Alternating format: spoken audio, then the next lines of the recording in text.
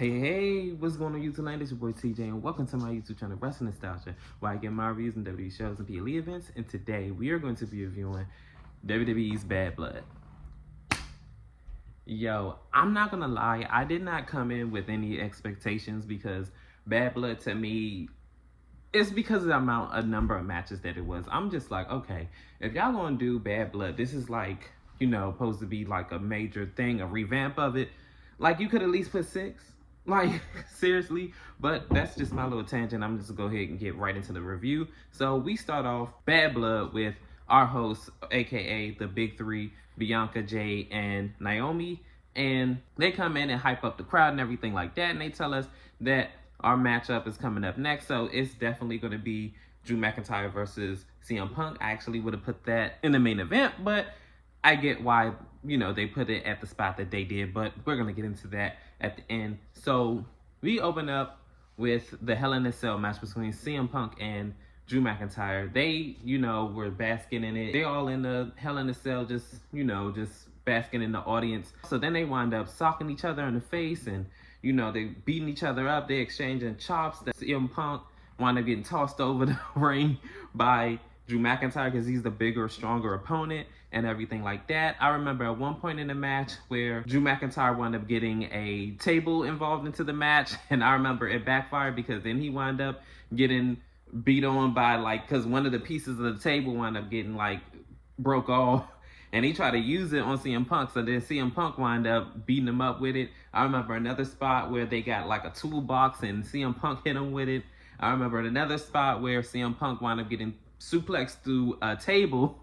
And I remember towards the end of the match where CM Punk was all like, yeah, you praying to me, you praying to me. He was like, please stop. No, no, no. So Drew McIntyre low blows CM Punk. And then this is when he winds up getting a bunch of beads. And then he pours it onto him. And I'm all like, you disrespectful little bitch. You gonna pay for that. So then he sure enough did.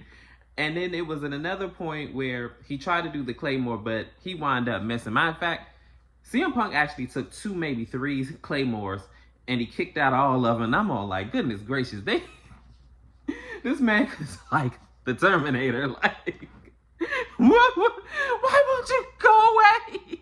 CM Punk winds up wrapping his leg up with a steel chain. Then he does the go to sleep for the 3rd or 4th time. And then 1, 2, 3, CM Punk winds up winning the Hell in a Cell match. I already knew he was going to win this match. That was my prediction. And I'm happy about the outcome. But what's going to happen between Drew and CM Punk at this point? Because you can't keep them on the same show. So will Cody finally have a top-notch heel to feud against? Or you're going to keep them both on the same show? I just don't see that happening. That just doesn't make sense. They just had a blood feud. Why would you keep them on the same show? But again, I'm not the booker. I would put CM Punk obviously be still on Raw, and I would have Drew McIntyre be on SmackDown. I would do it that way, but that's only me. The match itself, it was definitely a grudge match. They did what they were supposed to do, and that's damn near kill each other. But we're going to see what's going to happen in the upcoming weeks on Raw. In this next segment, the Big Three are in the rafters having a big party because, of course, they're the hostess with the mostest. They have a bunch of star-studded people there, countless people that are in there that are noteworthy. And the interviewer asked the Big Three, what match are you looking forward to? So Jade Cargill said that I want to see the Liv and Rhea match. And this is when Naomi says that she's looking forward to the Bayley versus Nia Jax match. And she said that that's her girl, and she got faith in her, she believes in her, and she's going to do it. And then you can clearly see Bianca that right there. So then the interviewer asks Bianca Belair, do you have anything to add to that? I wish her the best of luck. Yo, she does not fool with Bayley at all. And that's where this segment ends. We're going to see who's going to come on top between Bayley and Nia Jax. But I mean, can I just say that this is basically a foregone conclusion? I mean, can we be for real here? In our next matchup, it is Nia Jax versus Bayley for the Women's Championship. So we start off this match already with Nia Jax dominating majority of this match. She is ragtagging and throwing her around and ragdolling her for a good 3 minutes, I want to say. And then Bayley winds up getting some fight back in her, and then she winds up doing a running drop kick, and then she gets her back in the ring, get a near fall, and the two kind of go back and forth. I remember at one point in time where Bayley looks like she was gonna do a power bomb, and Nia Jax winds up doing a Hurricane Rana, a very sloppy one. I ain't gonna lie, that was not that good. And she winds up, I think, getting a near fall. I remember at another point in the match where Bayley kicked Nia Jax in the face, and she falls on the referee. I was like, oh gosh. So then the two go back and forth, back and forth, back and forth. And I remember Bayley winds up hitting her rose plant, and the referee's down, so she didn't get the 3 count. So then this is when Tiffany Stratton comes out, and then she hits Bayley with the briefcase, and it looks like she's teasing the cash in. And then Nia Jax winds up coming too. Nia Jax is all like, "You're about to cash in on me." No, I wasn't gonna do that. And then this is when Bayley winds up attacking and getting a near fall. And then this is when Nia Jax winds up doing a Samoan drop off of the top rope. And then she winds up hitting the Annihilator, 1, 2, 3. Still your women's champion, Nia Jax. What did I tell y'all? I told you she was gonna do another. Am I gonna cash in? Am I gonna do it? Am I not? And not do it. I'm like, girl, come on. Like, either you going shit or get off the pot at this point. So that's all I have to really say about this. At this point, Bayley's clapped. It's no point in her getting another rematch. And I have a good feeling or bad feeling, whichever you want to, view it as. She's not going to get another women's championship opportunity after this. Or should I say, another opportunity to be women's champion again. She did all she can do. AEW, speed pass, okay? In our next matchup, it is Finn Balor versus Damian Priest. This match starts off with Damian Priest dominating majority of this match. Like, it wasn't even funny how bad, Finn Balor was just getting thrown around in the ring, outside of the ring. Finn Balor didn't even get control of the match until he wound up hitting the sling blade on the outside of the ring. Then he gets him in the ring, and then Finn Balor is still like, and he's just, just brute strength. And then I remember at one point in the match where Finn Balor did, I forgot what move he did, but he wound up only getting a 1 count. I want to say it was like a tilt-a-whirl backbreaker or something like that. And then a little bit back and forth later, this is when the Judgment Day comes out and the shenanigans begin. So not even on the Judgment Day part, but just the booking. So this is what happens. So after the Judgment Day comes out and Carlito is in the ring distracting the referee, this is when JD McDonough wound up mixing it up with Damian Priest, but he gets him out of there.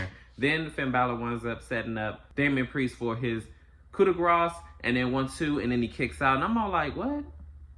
So then after that, a little bit back and forth later, the Judgment Day winds up getting involved once again, but he winds up wiping them clean. Then Finn Balor winds up almost getting chokeslammed again, but he reverses into a pinning attempt. And then a little bit back and forth later, he finally hits his South of Heaven chokeslam, and then 1, 2, 3, Finn Balor loses this match and Damian Priest wins.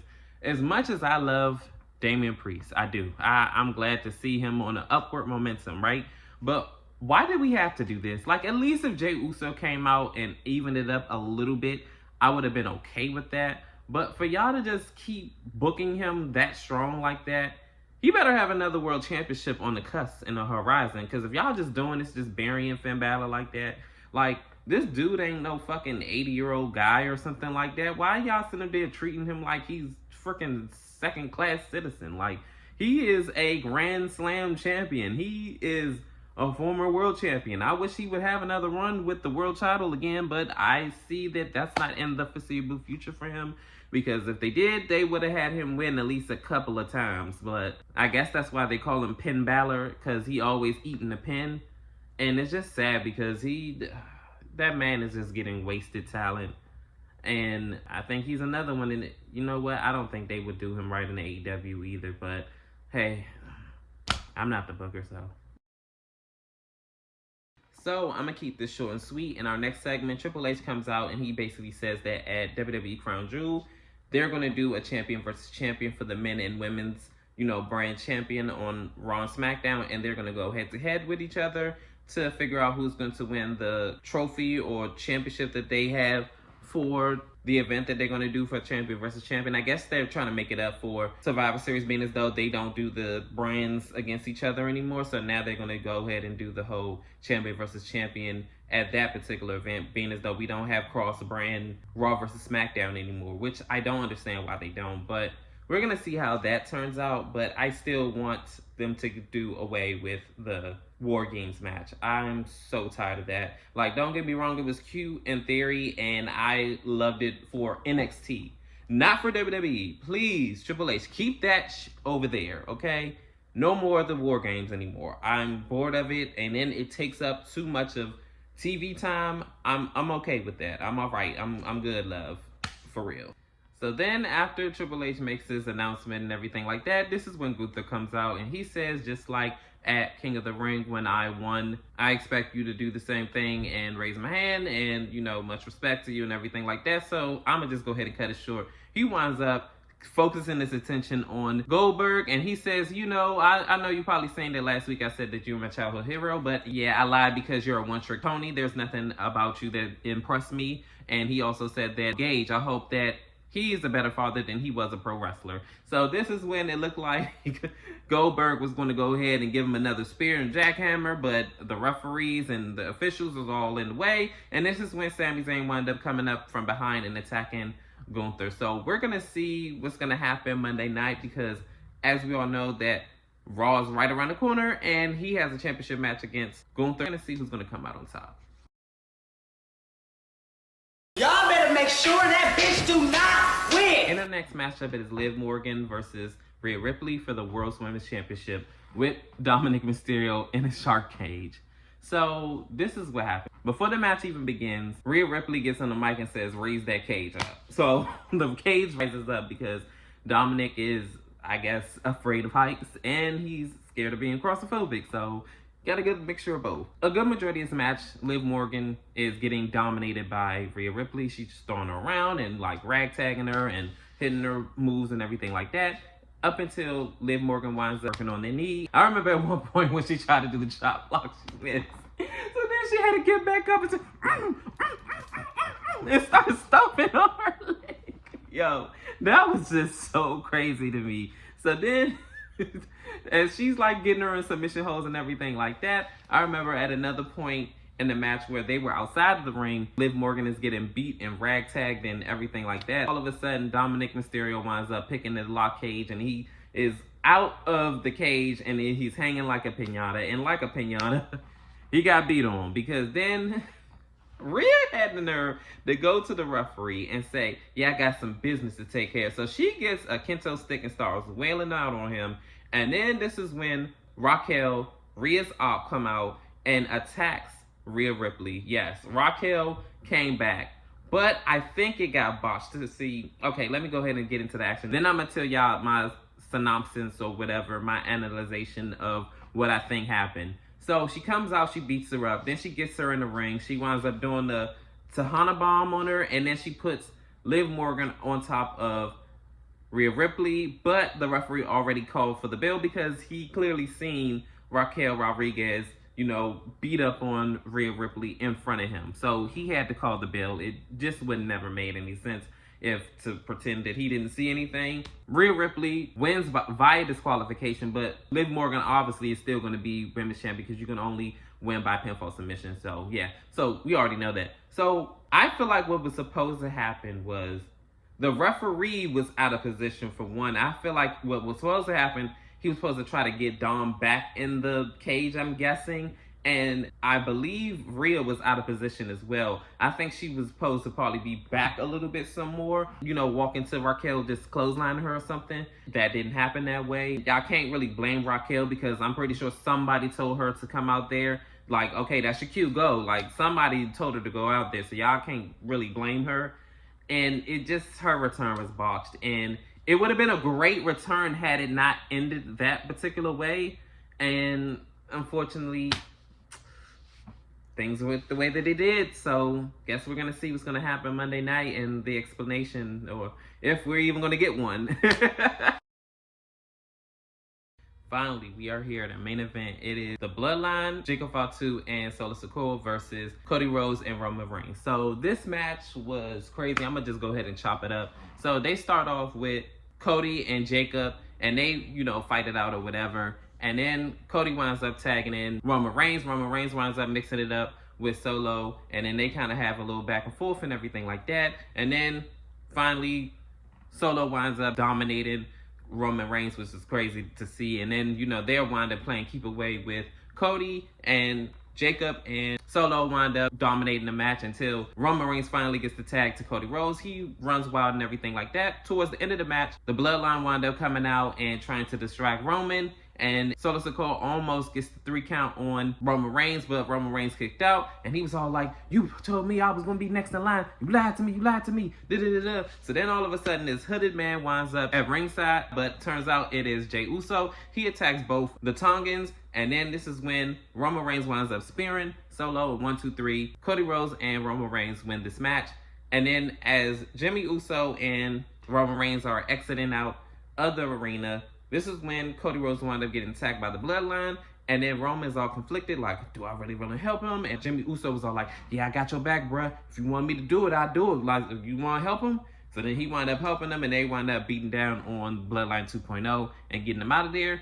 This is when the grand entrance of The Rock, he comes back, and he lets it be known, his presence be known, and I guess he's saying to Roman that, yeah, you a done deal. So I don't know what this entails, but it looks like what we've been waiting on, the second gear to kick into Cody Reigns' reign. What's going to happen? Is he going to lose the championship to The Rock? Man, more than likely, yeah, but we're going to see what's going to happen. But comment down below, how did y'all feel about Bad Blood? Did you feel like this was an eventful pay-per-view event? It was fruitful and, you know, you loved it? Or, hey, you know, it was a bust for you, a flop? They had a lot of star-studded people there, so they definitely did try to spruce it up, you know? But comment down below, how did you feel about it? I felt like it was a pretty decent event. It could have been better. They could have put more matches. But other than that, comment down below, like, share, and subscribe, and help me grow this channel. Your love and support is always greatly, greatly appreciated. And peace, TJ, I'm out.